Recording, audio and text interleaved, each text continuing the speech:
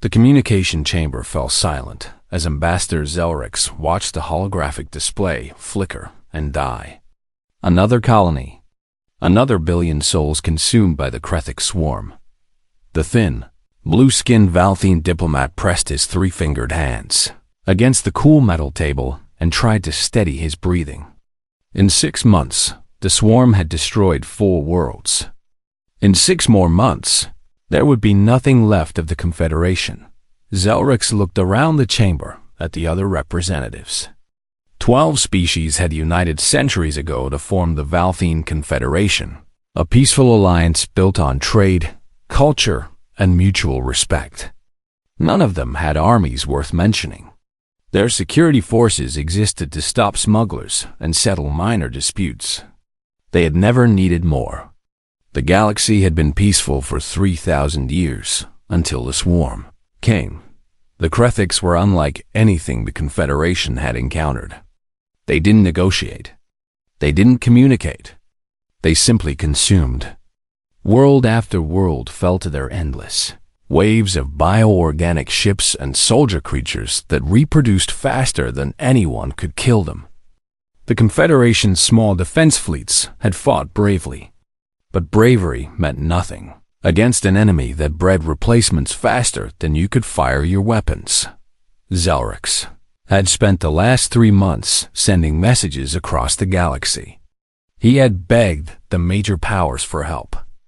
The Corvinian Empire sent condolences, but explained they were too far away to intervene. The Silicate Communion offered prayers, but no ships. The Vex Unity simply didn't respond at all. Every civilized species in the galaxy had one thing in common. They valued their own survival over helping strangers. His assistant, a young Valthene named Mira, approached with a data tablet. Her skin had paled to almost white with stress. "Ambassador, we've received responses to the final broadcast. The one we sent to all registered species, even those outside normal diplomatic channels." Zelrix felt his heart sink. "Let me guess. More condolences?" "Most of them, yes." Myra hesitated. "But there's one response that's different. It came from a planet called Earth. They're listed in our database as a prohibited contact species."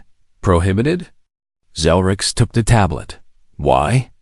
"They're from a Class 12 death world. The preliminary survey team classified their entire planet as a hazard zone." Myra pulled up the file. "Extreme gravity. Violent weather patterns. Aggressive predator species. The survey team recommended no contact until the native species either went extinct or developed enough technology to leave on their own." Zelrix read through the file with growing disbelief. Earth sounded like a nightmare. Its gravity was nearly double what the Valthene considered survivable. Its oceans contained predators the size of small spacecraft. Even its plant life was dangerous, producing toxins that could kill most known species. How could anything intelligent evolve in such a place? Yet somehow, humans had. And they had developed faster than anyone expected. The survey team's report was only 200 years old, but humans had already achieved faster than light travel and established colonies on 3 other worlds in their system. "What did they say?" Zelrix asked. Myra played the message. A human female appeared on the screen.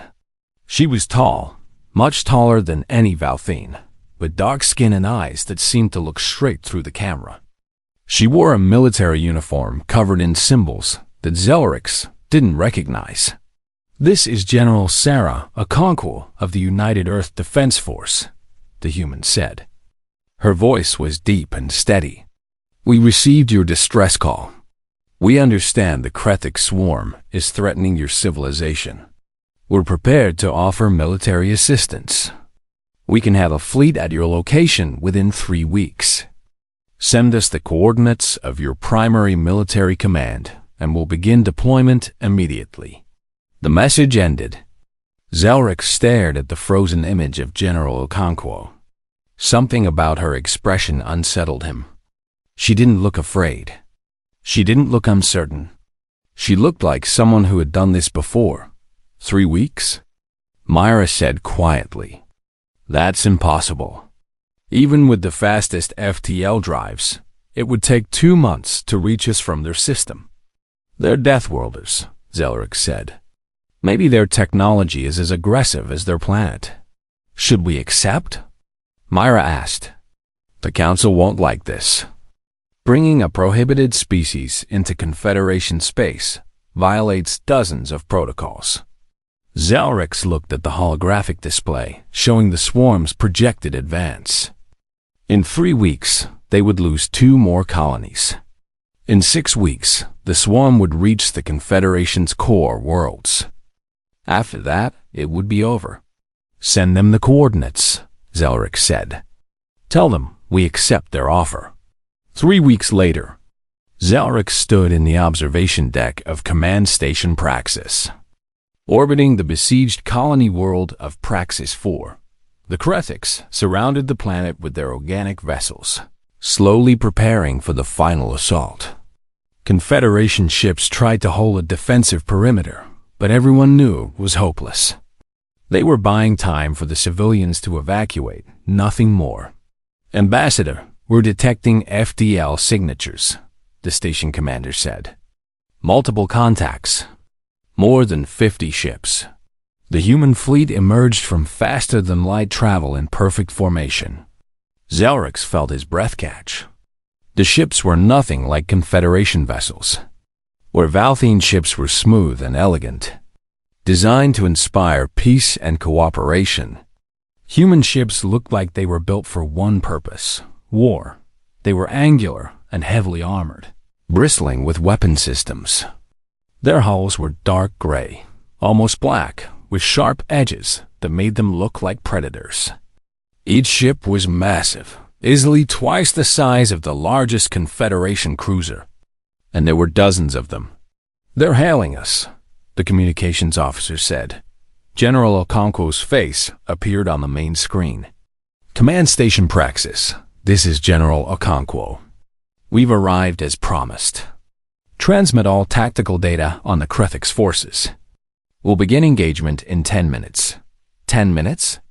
The station commander said. General, we need to coordinate our forces.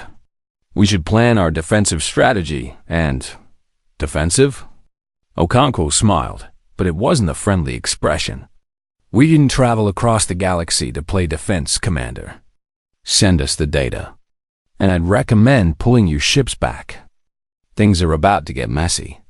Zelrix watched as the human fleet moved forward, accelerating toward the Krethic swarm with reckless speed. Every instinct told him this was wrong. These humans were too aggressive, too violent. They were supposed to be prohibited for a reason. But as the first human ships opened fire with weapons that tore through Krethic's vessels like they were made of paper, Zelrix felt something he hadn't felt in months. Hope the Deathworlders had arrived. And the galaxy was about to learn why some species were prohibited. Commander Thelvis had been a military officer for 30 years, but he had never seen anything like the human attack. From the observation deck, he watched as their fleet tore through the Krethic swarm with brutal efficiency. Human ships didn't dance around enemy fire like Confederation vessels. They charged straight through it, their heavy armor absorbing hits that would have destroyed any Valthene ship instantly. Their weapons were terrifying. Instead of the precise energy beams that civilized species used, humans employed massive kinetic cannons that fired solid projectiles at incredible speeds. Each impact created explosions that consumed entire sections of Krethic's bioships. They also used missiles that tracked their targets with frightening accuracy, and something the humans called plasma torpedoes that burned so hot they left glowing trails across space in less than an hour. The human fleet had destroyed 30% of the Krethic's forces surrounding Praxis 4. The swarm, which had seemed unstoppable for months, was retreating. General Okonkwo is requesting permission to dock, the communications officer said. She wants to meet with our command staff. Thelvis felt his skin go cold. Meeting the humans face to face was something he had been dreading. Grant permission. Clear docking bay 7 and have medical teams standing by. Medical teams, sir? They're from a death world, Thelvis said quietly. We don't know what pathogens they might carry. When the human transport ship docked, Thelvis gathered his senior officers in the main conference room. They had set up portable atmosphere processors, unsure what kind of air humans needed to breathe. The preliminary report said humans could survive in Valthene atmosphere, but Thelvis wasn't taking chances. The door opened and General Okonkwo walked in. She was huge. Thelvis stood at average Valthene height, about 4 feet tall. Okonkwo towered over him at nearly 6.5 feet. Her frame was broad and muscular in a way that made Thelvis think of heavy machinery rather than living flesh. She wore combat armor that looked like it weighed more than Thelvis himself. Behind her came 5 more humans, all similarly massive. One of them, a male with pale skin and cold blue eyes, carried a weapon that was nearly as long as Thelvis was tall. The humans moved with perfect coordination, their steps heavy enough that Thelvis could feel the vibrations through the floor. Commander Thelvis, Okonkwo said, extending her hand. It's good to meet you in person. Thelvis stared at her hand. It was twice the size of his own, with thick fingers and visible calluses. After a moment's hesitation, he reached out and touched it. Okonkwo's grip was gentle, but he could feel the strength behind it. She could probably crush every bone in his hand without effort. General, Thelvis said, trying to keep his voice steady. We're grateful for your assistance. Your arrival was timely. We came as fast as we could. Okonkwo pulled up a holographic display showing the Praxis system. Now, let's talk strategy. We need to eliminate the Krethik's presence in this sector completely. That means hunting down every nest ship and destroying their forward operating bases. Eliminate? One of the Valthene officers said. General, we don't have the forces for a full offensive. Our doctrine is defensive containment until your doctrine is why you're losing, Okonkwo said flatly. She zoomed in on a cluster of Krethik ships. The swarm operates on biological imperatives. They breed, consume, and spread. You can't contain them. You can only kill them faster than they reproduce. Thelvis felt his throat tighten. General, we appreciate your directness, but the Confederation military follows strict rules of engagement. We don't pursue fleeing enemies. We don't attack unless attacked first. And we certainly don't commit to campaigns of total elimination. Okonkwo looked at him for a long moment. Her expression was unreadable. Commander, let me be very clear. My species has been at war, in one form or another, for our entire history. We fought each other, our environment, and every predator our planet could throw at us. We learned a long time ago that half measures don't work. You either win completely, or you die. But surely there's a civilized approach. Civilized? One of the other humans spoke up. He was shorter than Okonkwo, but even more heavily muscled. Commander, with respect, civilization is a luxury of peacetime. Right now, you're at war, and war has its own rules. Thelvis wanted to argue, but he couldn't. The truth was, everything the Valthene had tried had failed. Their civilized approach, their measured responses, their careful protocols, none of it had stopped the swarm. What do you propose? Thelvis asked finally. Okonkwo smiled. We're going to teach you how Deathworlders fight. Over the next week, Thelvis watched in growing horror as the humans implemented their strategy. They didn't just defend Praxis 4. They actively hunted Krethik ships, tracking them through multiple star systems. Human marines boarded damaged Krethik's vessels and fought hand-to-hand with the swarm. Creatures inside. Thelvis observed one boarding action through a helmet camera. The human soldier, a woman named Lieutenant Chun, moved through the dark corridors of the Krethik ship with her squad. When they encountered a group of soldier creatures, the humans didn't retreat. They charged forward, firing weapons that seemed designed to cause maximum damage. When one soldier ran out of ammunition, he pulled out a blade and continued fighting. A blade in space combat. Thelvis couldn't believe what he was seeing. The humans also introduced concepts that made the Yindamite Valthene officers deeply uncomfortable. They talked about acceptable casualty rates, as if losing soldiers was just a normal part of operations. They discussed scorched earth tactics that involved destroying resources to deny them to the enemy. They planned ambushes and traps that seemed unnecessarily cruel. But worst of all, they were effective. In 7 days, human forces had cleared 3 star systems of Krethik's presence. They had rescued 2 Confederation colonies that were on the verge of falling. And they had done it with a level of aggression that made every civilized species nervous. On the 8th day, Thelvis met with Okonkwo again. The general looked tired. There were dark circles under her eyes, and her uniform had scorch marks from combat. "General, I need to ask you something," Thelvis said. "Your people, how do you live like this? Constant violence, constant war. Doesn't it weigh on you?" Okonkwo was quiet for a moment. "Every day," she said finally. "But that's the price of survival, Commander. Earth taught us that. Our planet tried to kill us every day for millions of years. We learned to be harder than our environment, tougher than our predators, more determined than any threat we faced. And now you bring that violence here." "We bring what's necessary," Okonkwo corrected.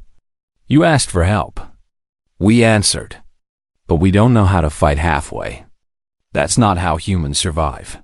Thelvis looked at the holographic display showing human ships patrolling the Praxis system. They had saved his people, but at what cost? The humans were changing everything about how the Confederation thought about war, violence, and survival. "The Krethik's main fleet is approaching," Okonkwo said, pointing to the tactical display. "They'll be here in 3 days with 10 times the forces we've faced so far. This is where the real war begins." Thelvis felt his blood run cold. If this had only been the beginning, what horrors awaited them in a real battle? The Deathworlders had arrived, and they were teaching the galaxy a lesson it had forgotten over 3,000 years of peace. Survival belongs to those willing to fight for it. The Battle of Praxis 4 began at dawn on the colony world below. Captain Marcus Chun stood in the dropship as it descended through the atmosphere. Surrounded by 40 Marines from the 3rd Expeditionary Force, the ship shook violently as it entered the cloud layer, and Chun heard several Valthene observers make distress sounds over the communications channel. "First time in a combat drop?" Chun asked the Valthene liaison officer strapped in across from him. The alien's skin had turned pale blue with fear. "We don't usually send observers into active combat zones." "You wanted to see how we fight," Chun said with a shrug. "This is how we fight." The Krethiks had landed ground forces on Praxis 4 during the night. Thousands of soldier creatures were advancing on the main colony city, where 2 million Valthene civilians were trapped. The Confederation forces had established a defensive perimeter, but everyone knew it wouldn't hold. That's why the humans were going in. The dropship landed hard in a clearing 3 kilometers from the colony. The rear ramp dropped, and Chun led his Marines out into hell. The planet's atmosphere was thick with spores released by the Krethiks. The yellow-green clouds drifted across the landscape, and Chun could hear the Valthene observer choking even through his environmental suit. "Breathe easy," Chun said into his comm. "The spores are acidic. They'll dissolve your lung tissue in about 5 minutes." "How are you speaking so calmly?" The Valthene gasped. Chun tapped his basic respiratory filter. Standard equipment for any human who's worked in industrial zones. Our planet is worse than this in some areas. Coal mines, chemical plants, volcanic regions. We learned to filter air a long time ago. The Marines moved forward in formation. Chun could see the Krethics line ahead, a writhing mass of bioorganic creatures that looked like nightmares made flesh. They were insect-like but bigger than humans, with razor-sharp limbs and mandibles that dripped with digestive enzymes.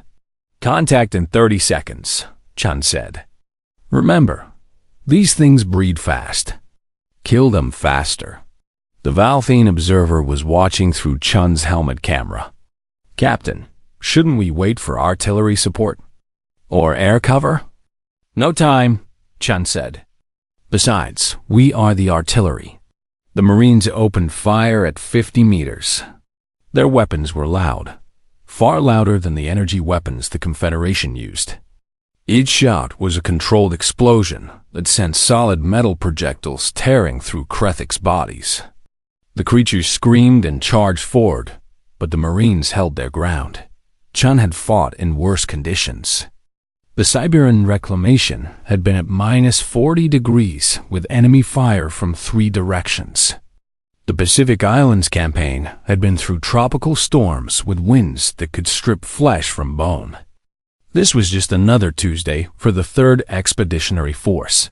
When the Krethics closed to hand-to-hand range, Chun dropped his rifle and drew his combat blade. It was a simple tool, 30 centimeters of carbon steel with a grip worn smooth from use. He met the first creature head-on, dodging its slashing limbs and driving the blade up under its carapace. The Krethic shrieked and collapsed. The Valthene observer was making sounds of distress. "This is insane. You're fighting them in close combat."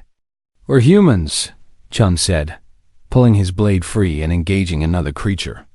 "Close combat is what we do." The battle lasted 6 hours. By the end, Chun's armor was covered in Krethic's blood, and his blade had dulled from constant use. 17 of his Marines were wounded, but none were dead. They had held the line and pushed the Krethics back 2 kilometers, buying the colony enough time to complete its evacuation. When Chun returned to base, he found the medical officer, Dr. Amara Azay, treating wounded soldiers. Several Valthene medics were observing, their expressions shocked. "You're telling me this soldier had a Krethic's mandible pierced through his abdomen, and he kept fighting for another hour?" One Valthene medic was saying. Dr. Azay nodded as she worked on the Marine's wound. "Human biology is designed for trauma. We have redundant systems, aggressive healing responses, and pain tolerance that's unusual by galactic standards. This injury would have killed most species. For humans, it's serious but survivable. How is that possible?" "Evolution," Azay said simply. "Earth is full of large predators. Our ancestors got injured all the time. The ones who could take damage and keep going were the ones who survived long enough to reproduce. After millions of years, humans became incredibly hard to kill." Chun watched as Oziza sang human biology to the fascinated Valthene medics. She showed them how human bones were dense enough to handle impacts that would shatter Valthene skeletons, how human muscles could operate efficiently in higher gravity, how human immune systems could fight off infections that would overwhelm other species in hours. "We're not superior," Azay said carefully. "We're just adapted to a very harsh environment. Your species evolved on peaceful worlds where cooperation and intelligence were the keys to survival. Humans evolved on a world where being physically tough was just as important." Later that week, Chun was assigned to train a group of Valthene soldiers in combat tactics. He stood before 30 young Valthene, all volunteers who wanted to learn how humans fought. "First lesson," Chun said. "Forget everything you know about civilized warfare. The Krethics don't care about your rules. They don't take prisoners. They don't negotiate. They exist to consume, and they're very good at it." He pulled up a tactical display. In human military history, we have a saying, "No plan survives contact with the enemy." It means that battles are chaos. You can't predict everything. You need to be able to adapt, improvise, and overcome. One Valthine raised a hand. Our training emphasizes following orders precisely. That's good for peacekeeping, Chun said. But in real combat, your officers might be dead. Your communications might be cut. You need to be able to think for yourself and act decisively. He spent the next 6 hours teaching them basic survival tactics. How to move through hostile terrain.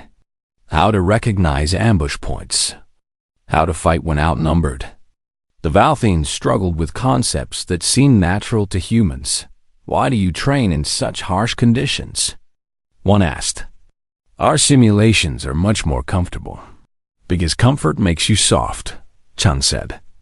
When real combat starts, you're going to be exhausted, scared, hurt, and confused. If you only train in comfortable conditions, you'll panic when reality hits. Humans train harder than we fight, so that fighting feels easier than training. By the end of the week, Chun had witnessed something remarkable. The Valthine soldiers weren't as strong or as tough as humans, but they were learning.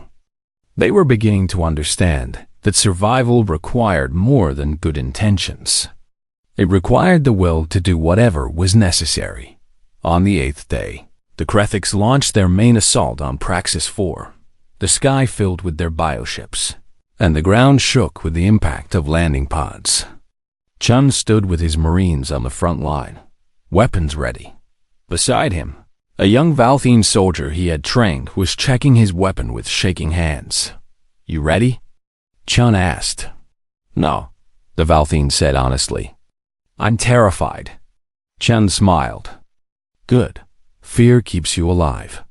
Fear makes you careful. Just remember what I taught you. Stay with your squad, trust your training, and never give up. The Krethiks came like a dark wave across the landscape. Chun raised his rifle and fired. Beside him, the Valthine soldier did the same. The Deathworlders had arrived, and they were teaching the galaxy to fight back. Lieutenant Yuki Tanaka sat in the mess hall of the human carrier ship Indomitable, sharing a meal with 3 Valthine soldiers who had been attached to her unit.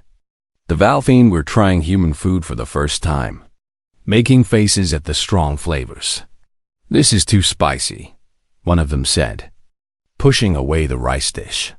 That's mild by Earth standards, Tanaka said with a small smile. Wait until you try actual hot sauce. The Valthine soldier, whose name was Parn, looked at Tanaka with curiosity. You seem so relaxed. We've been fighting for 3 months straight. Aren't you tired? Exhausted, Tanaka admitted. But you get used to it. My grandfather fought in the water wars. My mother survived the Siberian collapse. I served in the Pacific Reclamation before this assignment. War is kind of the family business. The Valthine exchanged uncomfortable glances. Your entire family has been at war? Most human families have, Tanaka said. Earth has been in some kind of conflict for as long as we've had recorded history. We've fought over territory, resources, ideology, religion. We've fought each other and our environment. Peace is nice when we have it, but it never lasts long. Pern was quiet for a moment. That sounds horrible. It is, Tanaka agreed. But it also made us strong. Every generation learns from the previous one. Every war teaches us something new. We get better at surviving. She pulled up a holographic display of Earth. See this? 200 years ago, half our planet was uninhabitable. Climate disasters, nuclear fallout zones, dead oceans. But humans don't give up. We cleaned it up. We rebuilt. We adapted. That's what Deathworld species do. We survive. The conversation was interrupted by an alert. General Okonkwo was calling an emergency meeting of all senior officers. Tanaka and her Valthine companions made their way to the command center, where they found nearly 100 officers gathered around a massive tactical display. We've located the Krethik's primary hive world, Okonkwo announced. It's 3 systems from here, heavily fortified. Intelligence suggests this is where the main queen cluster resides. If we eliminate it, we effectively decapitate the entire swarm in this sector. Ambassador Zelrix was present at the meeting, and he looked horrified. General, you're talking about attacking their home world. That's an act of genocide. They're already committing genocide against your people, Okonkwo said flatly. We're just planning to do it more effectively. But the Galactic Conventions on Warfare specifically prohibit. Your conventions were written by species who haven't faced extinction, Okonkwo interrupted. The Krethiks don't follow any conventions. They don't negotiate. They don't surrender. They consume or they die. Those are the only options. Commander Thelvis stepped forward. General, what you're proposing would require orbital bombardment. The level of firepower needed to destroy a hive world would violate every civilized warfare doctrine in the galaxy. Okonkwo looked at him with an expression that was both tired and determined. Commander, I'm going to ask you a question, and I want you to think carefully before answering. Do you want to survive, or do you want to maintain your principles while you go extinct? The room fell silent. Every Valthine officer understood what she was really asking. They could stay civilized and die, or they could become something harder and live. How many casualties would we take? Thelvis asked finally. Hi, Okonkwo admitted. The Krethiks will defend their home world with everything they have. I'm estimating 40% losses among our forces. Maybe more. 40%, Zelrix whispered. Thousands of lives. Yes, Okonkwo said. But if we don't do this, the swarm will eventually consume your entire civilization. Millions will die. Billions. You asked us for help. This is what help looks like when your enemy doesn't believe in mercy. The Confederation Council debated for 6 hours. In the end, they voted to approve the assault by a narrow margin. Many council members couldn't live with the decision and resigned their positions. But the attack would proceed. The assault on the Krethiks' hive world began 72 hours later. Tanaka was part of the first wave, leading a company of Marines in a ground assault while the fleet engaged in orbit. The hive world was a nightmare of organic architecture, with massive towers of hardened biomatter and rivers of digestive fluids, flowing through valleys of bone-like structures. The fighting was brutal. Krethik soldiers emerged from every opening, and the humans had to fight for every meter of ground. Tanaka lost 3 members of her squad in the first hour.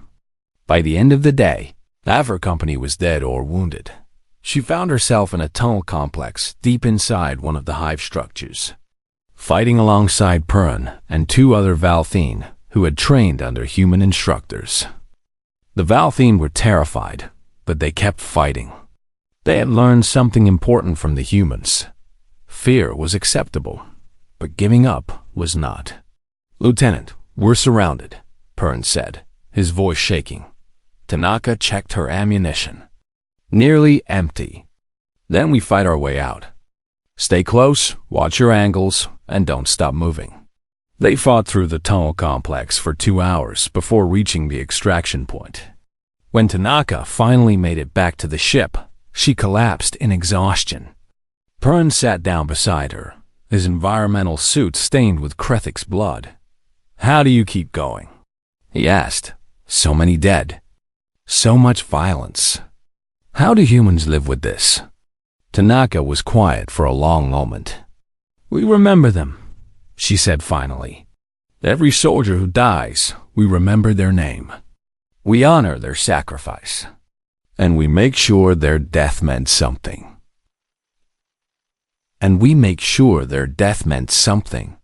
The battle for the hive world lasted 3 days.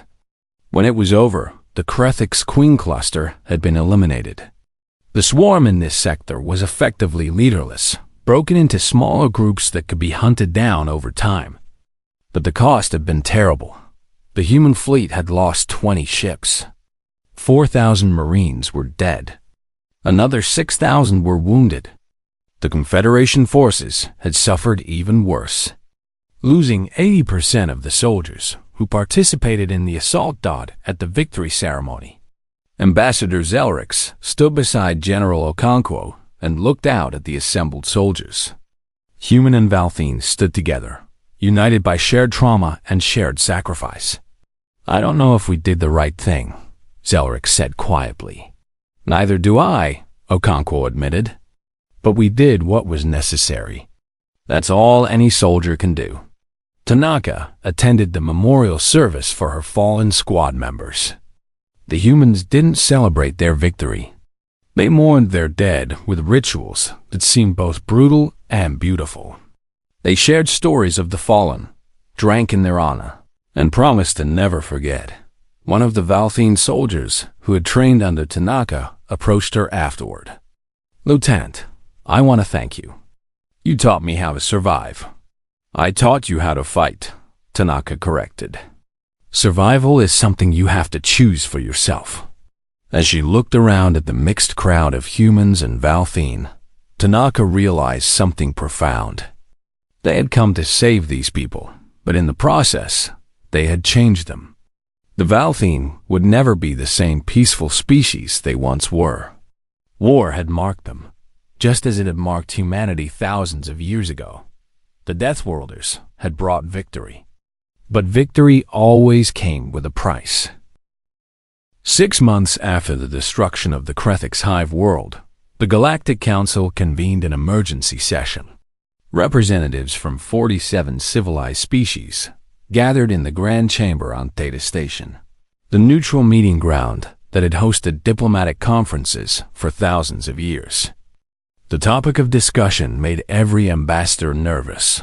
What to do about humanity. Council Speaker Vexler, a crystalline being who had led the council for 2 centuries, opened the session with a statement that surprised no one. "The humans saved the Valthine Confederation. This is undeniable. However, their presence in civilized space has created concerns that cannot be ignored." Ambassador Zelrix sat in the Confederation's designated area, feeling the weight of every eye in the chamber. He knew what was coming. For 6 months, he had fielded complaints from dozens of species about human activities. The Corvinian ambassador spoke first. "The humans have not left Confederation space. They have established permanent military installations on 7 worlds. They are training Confederation soldiers in aggressive combat doctrines. They are, in effect, militarizing a previously peaceful region of space. They are teaching us to survive," Zelrix said quietly. "There is a difference, is there?" The Silicate Communion's representative pulsed with agitated colors. "We have reports that human instructors are encouraging Confederation soldiers to ignore traditional rules of engagement, to strike first rather than wait for provocation, to view all conflicts as total war rather than limited disputes." Zelrix couldn't deny it. He had witnessed the changes himself. Young Valthine, who had trained under human instructors, were different from previous generations. They were harder, more suspicious, quicker to violence. They thought like warriors rather than peacekeepers. "The humans are dangerous," the Vex Unity ambassador added. "They come from a Class 12 death world. Their entire psychology is built around survival through violence. We prohibited contact with such species for good reason. Allowing them into civilized space sets a dangerous precedent." General Okonkwo was present at the session, standing in the observer section where non-council members were allowed. Zelrix could see her jaw tighten at the criticism, but she remained silent. The debate continued for hours. Some species argued that humans should be forcibly removed from Confederation space.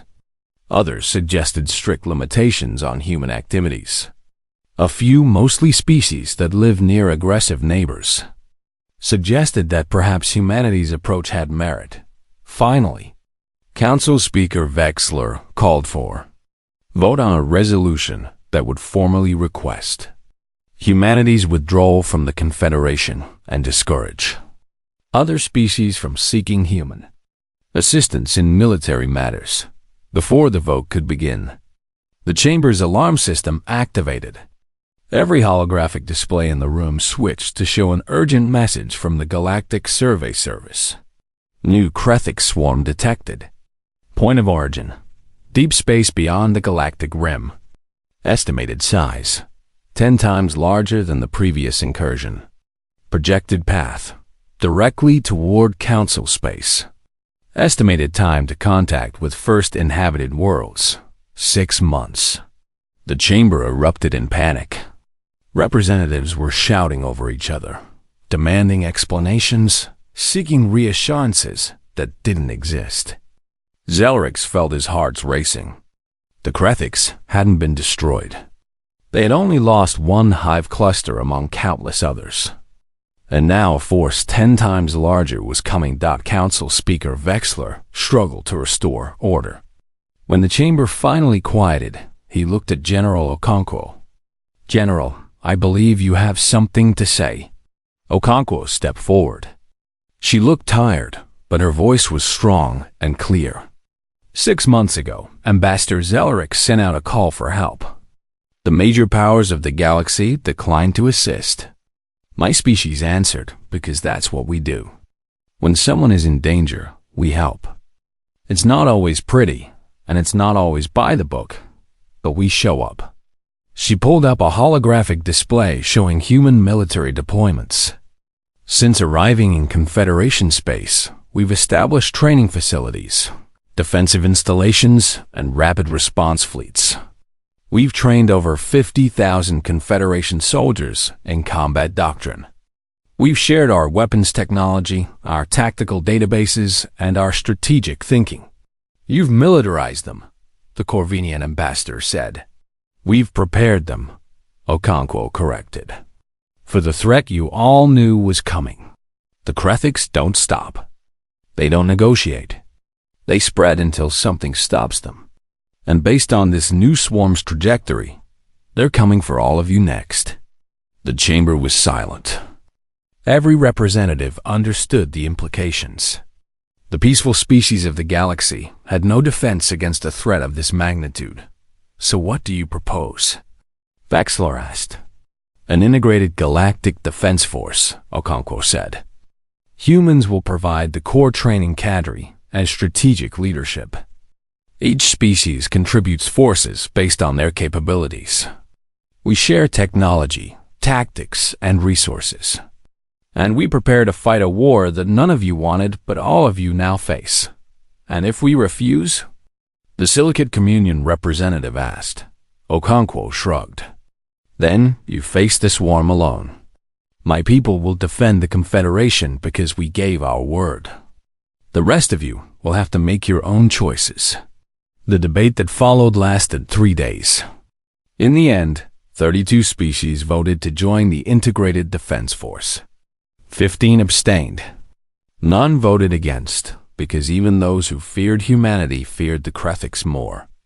3 months later, Zelrix stood in the observation gallery of the new Galactic Defense Academy on Praxis 4. Below him, soldiers from a dozen different species trained together under human instructors. He watched as a group of young Valthene completed an obstacle course that would have seemed impossible 6 months ago. Captain Marcus Chen approached, carrying 2 cups of coffee. He offered one to Zelrix, who had learned to tolerate the bitter human beverage. They're getting better, Chen said, nodding at the trainees below. They're becoming more like you, Zelrix said quietly. More aggressive. More willing to use violence. I'm not sure if that's progress or tragedy. Chen was quiet for a moment. It's survival. The galaxy you knew, the peaceful one where everyone followed the rules, that galaxy doesn't exist anymore. Maybe it never did. You just hadn't encountered something to prove it yet. Is this what Earth is like? Everyone always preparing for war? Not always, Chen said. But we're always aware that war could come. We train in peacetime, so we're ready when peace ends. It's a hard way to live, but it's better than dying because you weren't prepared. Zelrix watched as a Valthene trainee successfully completed a drill that required close-quarters combat. The young soldier moved with confidence that no Valthene would have possessed a year ago. They had learned from the Deathworlders. They had changed. "Do you think we can win?" Zelrix asked. "Against a swarm 10 times larger than before. I think we have a chance," Chun said. "Which is better than you had 6 months ago." Humans learned a long time ago that survival isn't about being the strongest or the fastest. It's about being stubborn enough to keep fighting when everything says you should give up. General Conquo joined them in the observation gallery. She looked down at the training ground with an expression of satisfaction. "The first Joint Task Force deploys next week. Mixed human and Confederation units with support from 7 other species. They'll form the front line when the swarm arrives." "Will it be enough?" Zelrix asked. "It never is," Okonkwo said honestly. "But we'll make it work. That's what humans do. We take impossible situations and find ways to survive them." She turned to face Zelrix directly. "Your people called for help. We answered. But we didn't come just to save you and leave. We came to make sure you never needed saving again. That's the real gift of the Deathworlders, Ambassador. We don't just fight for you. We teach you to fight for yourselves." Zelrix looked down at the training ground, where Valthene soldiers were learning to be warriors, where peaceful species were preparing for total war, where the galaxy was changing in fundamental ways. "I hope we're ready," he said quietly. "You will be," Okonkwo said with confidence, "because you have something the Krethiks don't expect. You have humans, and humans don't lose." 3 months later, when the Krethik swarm entered Council space, they encountered something they had never faced before. A unified galaxy, trained by Deathworlders, armed with weapons designed to kill efficiently, and motivated by the determination that comes from having already faced extinction once. The Second Krethik's War lasted 2 years. It was brutal, costly, and changed the galaxy forever. But when it ended, the swarm was broken. Not just defeated, but scattered across the void, unable to threaten civilized space again. And in the aftermath, the galaxy learned a lesson that Earth had known for millions of years. Survival belongs to those who refuse to give up, who adapt to any threat, and who understand that sometimes the only path to peace is through war. The Deathworlders had arrived, and the galaxy would never be the same.